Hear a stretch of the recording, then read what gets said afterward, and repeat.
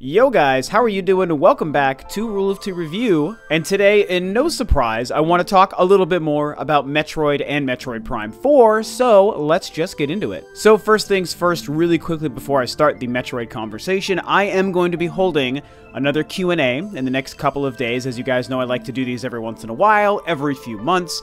I actually did one right before E3 because I thought it would be fun to kind of chat with everyone and hear what sort of questions and topics you guys were interested in going into the show, which became 95% all about Nintendo, even though I wanted it to be about all things E3, as far as theories and speculation going into it.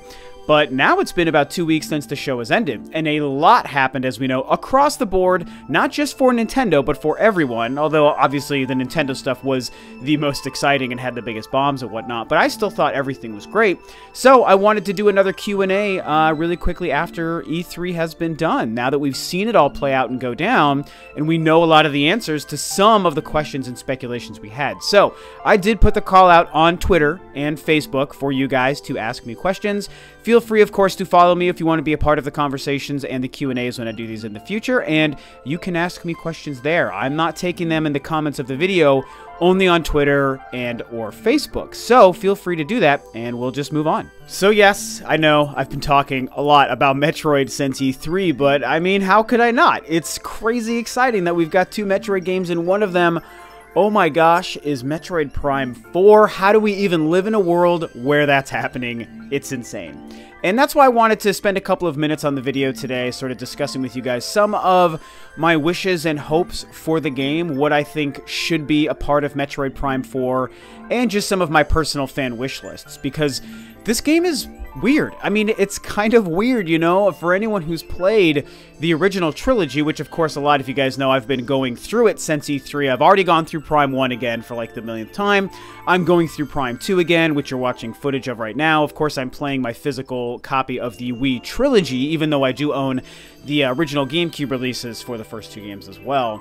And this is probably, I think, going to be my fourth time completing Metroid Prime 4. It's probably, or Metroid Prime 4, oh my gosh. Metroid Prime 2, Echoes, probably the one I've completed the least of the three, but man, it's so good. I actually might even do some short reviews of each of these games. I think that might actually be a lot of fun. Let me know if you guys want me to review the Metroid Prime trilogy sometime soon. But the reason Metroid Prime 4 is weird is because, like I was saying, anyone who's completed the Metroid Prime trilogy, those three games, you know that that story wraps itself up pretty well. You know, Samus's arc sort of comes to a conclusion, and she deals with being corrupted by Fils-Aime, and, you know, what it means to deal with that, because the whole creation of this Fils-Aime material and what the space pirates were doing to mine it, and then, of course, infuse it into the DNA of Metroids and themselves and all these other things, that really was the crux of the story happening throughout those three Metroid Prime games, and it culminated in the Fils-Aime infecting Samus herself, and then, of course, the Fils-Aime creating, you know, taking Metroid Prime, and then, of course, creating its own entity of Dark Samus through that, and at the end of Metroid Prime 3, spoiler alert, she defeats Dark Samus and the Aurora 313 unit, which basically completely eradicates Metroid Prime and completely eradicates Dark Samus, which were kind of one and the same being, cures herself of the Fils-Aime, and it's done. Like, that story wrapped up in Metroid Prime. Like, the name of Prime in that first game wasn't just about, ooh, it sounds cool to say Prime after Metroid. No, Metroid Prime was a character, was an enemy throughout all of those games, you know, partly embodied by Dark Samus. So, anyway, the point is, that story ended and concluded and Samus's journey was done, so it's really weird that this next game is Metroid Prime 4, because where are they going with that story? Now, of course, at the end of the game, there was the whole, what looks like Silux's ship is taking off after Samus at the end, and it's like, okay, well, maybe there's still more adventures for Samus to get into. Sure, something is happening with some other bounty hunter or space pirate or something, and obviously, Samus's adventures wouldn't end at the end of Prime 3, but again, the story of quote-unquote Prime was like, done, finito. But anywho, if we step aside from just the story reasons of why there is or is not Metroid Prime 4, let's just talk about the fact that the game does exist, because whatever Nintendo is doing with it, it's real. It is, I mean, Metroid Prime 4 is the game, so they're continuing this story in whatever way they're going to do, and I think it's probably going to be totally fine. I mean, I'm obviously obscenely excited for how this is going to happen. But I think that when we step away from the story, let's talk about what this game could actually be like. I think that's what becomes really interesting. Metroid Prime, that trilogy and that first game, were known for surprising everyone by being first person. No one really thought that could ever happen to Metroid, and no one ever expected it to be good once we realized that's what it was going to be. Because the first 3 Metroid games were 2D side-scrollers, and they were incredible. Super Metroid is, you know, for many people, the best game ever created. For me, it's definitely a top 10. It's an absolute unbelievable masterpiece, and I still think Metroid shines in 2D. Which is why I was surprised when we got Metroid Prime 4, letting us know that there is a 99.9% chance that they're bringing this game back into first person. I mean, it would be really crazy if we saw something where Nintendo didn't make Prime 4 first person, or maybe made it something where you could play in first or third person. That would be really insane. But that's probably not going to happen. I mean, it's Metroid Prime 4. We're going to be in first person. I'm very excited to see this new engine on this crazy powerful hardware. I mean, what they did with that Metroid Prime engine in 2002 for the first game, and even how it improved through Echoes in 2004 and then Corruption in 2007, I mean, it's a really... I mean, that engine and those games, each and every time they released, were way ahead of their time. And that's something that bodes very well going into whatever they're doing with this new game on the now Switch hardware, which is, what, 3 generations removed from the original game and the first time that engine was ever implemented, right? Because it came out on the GameCube, and then there was the Wii, the Wii U, and now the Switch. Yeah, so 3 generations removed from the first time we saw this first-person Metroid experience. It's going to be really, really exciting. And I think that there are a couple of staples for the Metroid Prime formula that have to, of course, be present in this game for it to be considered a Prime 4 as opposed to a completely different game. And that's some of the other things I wanted to talk about as well. So we know it's basically going to be first person. We can put a pin in that. We know that that's what's going to happen with Metroid Prime 4. But something else I talked about the other day is the possibility of multiplayer. And I discussed how there have been 3 times in the past where Nintendo has experimented with multiplayer in the Metroid formula. All 3 of those games were all within the Prime lineage. It was Prime 2 Echoes, it was Prime Hunters on the DS, and then of course it was Prime Federation Force, everyone's favorite game, on the 3DS just last year. And so they were all games that fell within the Metroid Prime moniker. And they were all, you know, I think successful in their own rights and unsuccessful also in their own rights as well, you know, in different reasons. And when I think about multiplayer being in Prime 4, I think that there's a good possibility it may happen, as I discussed recently. I think that there's a good possibility that they do it right and it turns out to be very good. But I have to say that at the end of the day, I don't really care for it. I don't really want it. I kind of just want this game to be the way Metroid has always shined and been best, as a single-player, epic, huge adventure, a huge story, and a lot of exploration, and just focus on Samus and her sort of experience and what it is she's dealing with in whatever story this is going to be, and how it's going to build off of what she went through in the first 3 games, and however the story and probably the enemy of Metroid Prime is still around and coming back.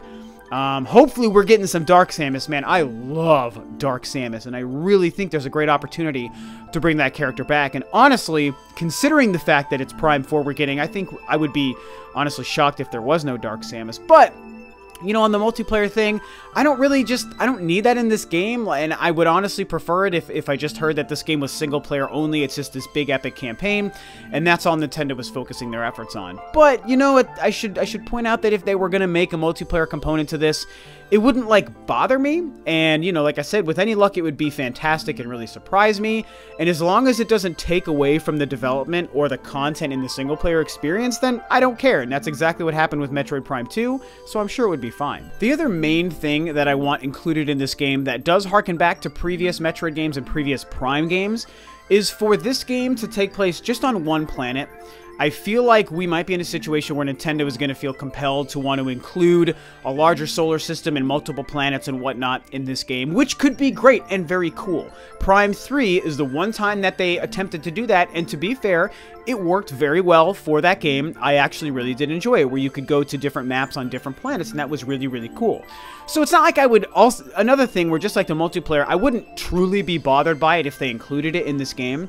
But when I think back to all of the other Metroid experiences, literally every single other game other than Prime 3, and Hunters also, you did the same in Hunters, but other than those 2 games, every other Metroid game has taken place on one planet, or in the case of Fusion and Other M, they've taken place on one ship, within that's floating in space, and they found ways in all of those games, the 2D games, Other M, and Fusion. They found ways to still create a lot of different environments, have a very varied atmosphere from map to map and area to area without having to go to different planets. And I kind of like the idea of just going back to that, you know? Like, you don't have to make...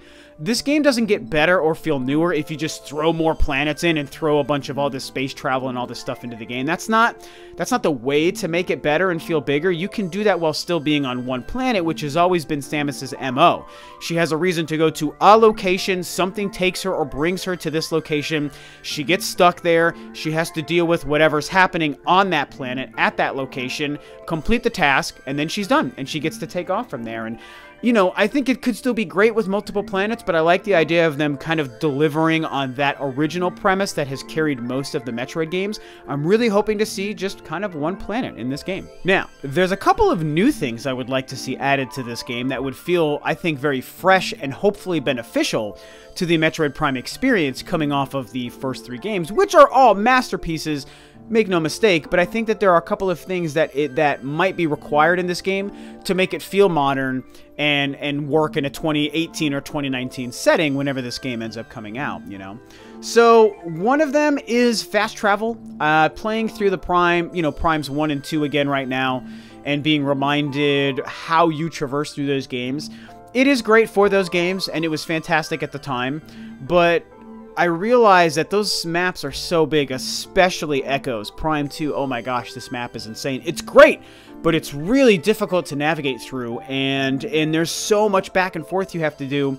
I feel like some element of fast travel would be very beneficial to this game. Now, it needs to be done in a very specific way, because a certain kind of fast travel could probably break the Metroid experience and break the backtracking and the exploration element of Metroid and of Metroid Prime. So I understand that we're treading kind of dangerous territory when we think about adding a fast travel to a Metroid game. So I would have to just hope and trust in Nintendo that they'd have a way to incorporate it in a way that wouldn't break the experience and would still keep the best parts of the backtracking and the exploration intact for a Metroid Prime 4 that would release in 2018 or 2019. But I still think that there is room for them to incorporate it in a way that works to benefit the game and not hinder the experience or break the Metroid experience. I really do believe that. Something kind of fun I would like to see them add, that's just kind of my own personal theory, would be gunship combat. Samus is known for having her gunship. Used to be GFS Federation, and now it's just her own little gunship.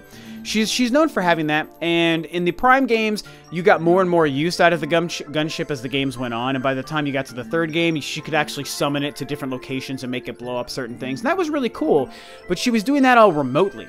I feel like there's a way to incorporate a couple of sections where she actually has to fight in her gunship, whether it's like a dogfighting scenario with like space pirates, or, you know, if they do the multiple planet things, which to be fair, I actually think they probably will do that, even though I don't want it.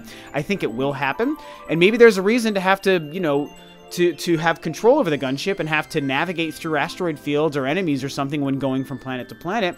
I think that there's an opportunity to do something pretty cool there, and it would be very different for a Metroid game, and I think it could be a fun new addition. Now, this one is kind of random, and it's something I've actually been thinking of for a long time when it comes to Metroid Prime games, and even before Prime 3 came out, I was sort of kind of hoping something like this would show up, and it never did.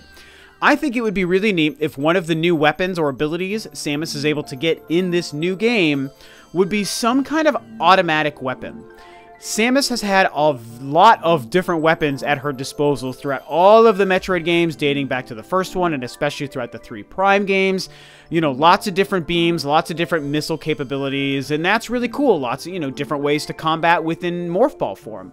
But I think that it would be really neat if there was some way for her to get some sort of automatic fire weapon, because that is something we've never seen. And you go back and play those Prime games and try having to fire at something in an automatic fashion, you're just spamming that A button as fast as you can. It's a pain in the butt, it's not comfortable, and it's just what it is. I would hate for it to be something where I'm not trying to say give her an AK-47. I'm not trying to say give Samus all the time a really powerful machine gun and she's just devastating everyone that way, because that would also feel very un-Metroid and un-Samus.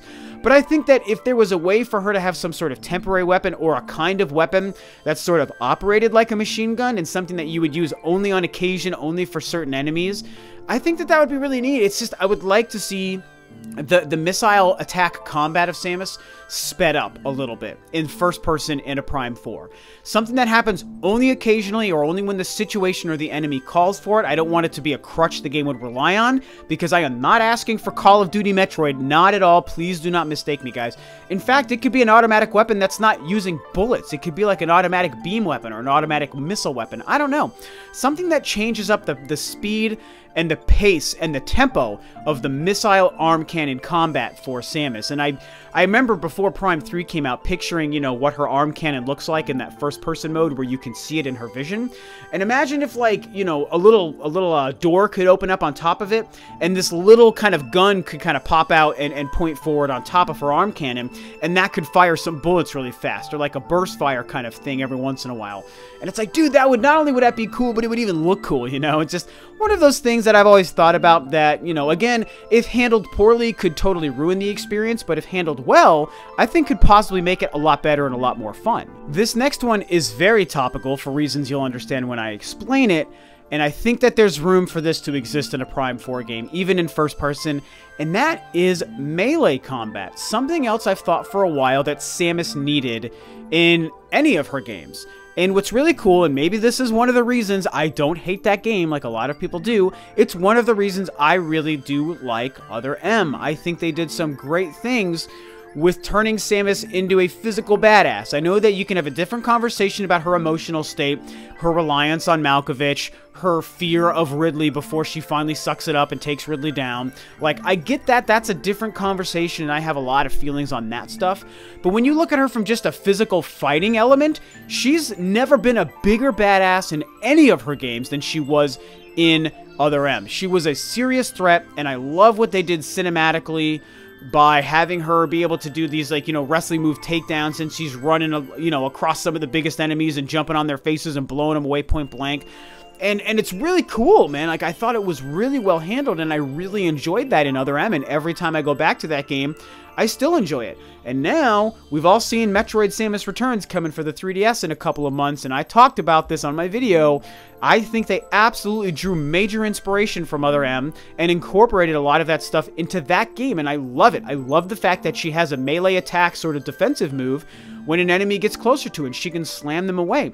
I think Samus needs to be able to fight fisticuffs with her hands as well as with her arm cannons and her missiles and her morph ball from a distance. I think it's very important to showing how badass and unstoppable she is no matter what the situation. And I think it'd be really cool in Prime 4 to see some way for her to be able to fight in a melee fashion. And maybe that's something where the camera pans out into third person while you engage in some sort of fisticuff combat. I mean, I don't know. Again, I don't program games, so I don't know the best way to make this work in a first-person Prime game, but I'm sure that there's a way to do it, and I think that we've been really missing great opportunities to see Samus fight with her hands and be that kind of one-on-one, mano-a-mano badass. And the last thing I want to include is sort of a wish list or a theory for Prime 4, as I sit here and gush about all the Metroidness that we're getting ready to have unleashed upon us, is a very specific one that some Prime fans, some old school Prime fans, might either totally love the idea of or absolutely hate. But just like some of the theories I've laid out so far, it's all about how it would be handled and if it's implemented properly as opposed to implemented poorly. And that would be a more refined level of scanning in the game. Metroid Prime, all three of those games heavily rely on your scan visor and scanning the environments and learning how to defeat enemies, learning how to operate certain mechanisms, you're learning the lore and the history of whatever planet or location you're on or the enemies you're fighting, and it's great. I love it. It's one of my favorite elements of those Prime games, 100%.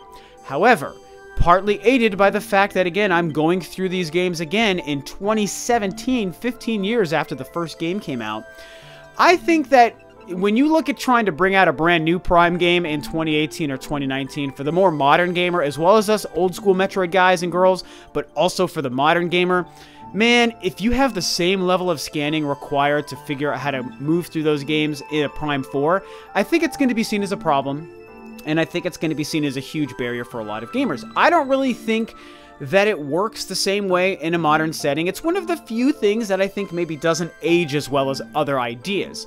So I think that Nintendo would need to take a long, hard look in the mirror about how to incorporate that into this newest game.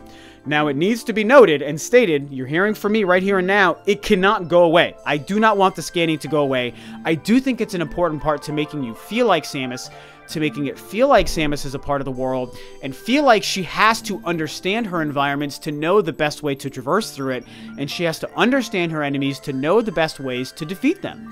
That's really one of the... It's weird how it's one of the biggest strengths to those first games, but it's also kind of one of the things that holds back the modern sensibility of a Prime 4 in 2018 or 2019. It really, really is, you guys. I promise you that. So, Nintendo cannot eliminate it because it's part of the DNA of the Metroid Prime series, but they can't have it be such a crutch that it's relied on to be able to do anything or move forward in a new game. I think that people will really fight against it, especially new gamers who are going to be picking it up for probably the first time. I mean, you know, I've talked about Metroid on several videos since E3. A lot of you guys know that. And a lot of the folks and people who've been commenting on some of those videos who are very excited for Metroid and for Metroid Prime 4, a lot of them have talked about how they've never played a Metroid game or they've never played a Metroid Prime game. And a lot of people, I'm very excited for this, a lot of people are going out of their way to now pick up the older Metroid games and the Prime games and go through them because they're so excited for Metroid Prime 4. And that's great. I absolutely implore you and encourage you to do it. But it kind of made me realize, wow, a lot of people, whether it's because they're young or maybe they just weren't gaming back then, a lot of people really don't know those Prime games, and they might be surprised when you realize how much reading you're supposed to do and how much scanning you have to do, and it really slows down the pace of those games. And I think that it might be a turnoff to a lot of those people, and if you're out there as a newer gamer or a younger gamer who is too young to play those games, you know, tell me what you think about the idea of having to read and scan a lot of your environments every time you walk into a new room to know where to go or what to do. I mean, it really may be a turnoff. And so, you know, like I said, I want it to just be implemented properly in a Prime 4. Nintendo needs to find and strike a perfect balance, and I think it's going to be a very difficult task for them to do. My fear is that they would almost completely remove it because they're afraid of putting it in the game, and I don't want that. I want it to be done in the right way. It has to be done in a way that feels like Metroid Prime, but also won't alienate newer or younger gamers who are like, what is this reading garbage? I didn't pick up this game to read. I want to fight and I want to shoot. And so Nintendo's going to have to really work hard to find the best way to incorporate it to make Prime 4 the best game it could be. So, whew, I think that's it for this video. I have a lot more stuff I actually want to talk about Metroid Prime 4 in the future, and I may wait another couple of weeks after this video before I do that. Unless, like, news comes out, I probably won't make another Metroid or Metroid Prime 4 video for a couple of weeks, because I feel like I've been spamming all of you guys and spamming the internet with all this Metroid stuff. But I mean, hey, I'm a Metroid fanboy dork, man. I'm so excited. Like, we're living in a brand new Metroid utopia. The renaissance is upon us of Samus, and this is something that people wanted so badly after Metroid Prime Federation Force, which, again, I maintain is a good game in and of itself. It's just not the best Metroid game. And so, yeah, I'm excited, you guys. I can't stop that. And I'm playing Metroid every day. I've barely played ARMS because I don't want to put in a multiplayer fighting game. As amazing as ARMS is, I just want to play Metroid. I can't stop it. I can't stop thinking about it. And I'm having so much fun going through these games. So, you know, talk about everything I laid out to you guys today about Metroid Prime 4, what you think might be happening with that game, how you think Nintendo may change it, what do you think Nintendo's going to keep the same, what do you think about my theories or my wish list for some of the new ideas to come into this game. Really curious to hear you guys talk about Metroid Prime 4, theorize about what Nintendo's doing with this game. It's a very exciting time, and I love being able to talk with you guys about it. It's just my favorite thing in the world. So tell me what you guys think about Prime 4 and my theories below in the comments. Thanks as always for tuning in, guys. This is Rob of Rule of 2 Review, and I will catch you next time on another video.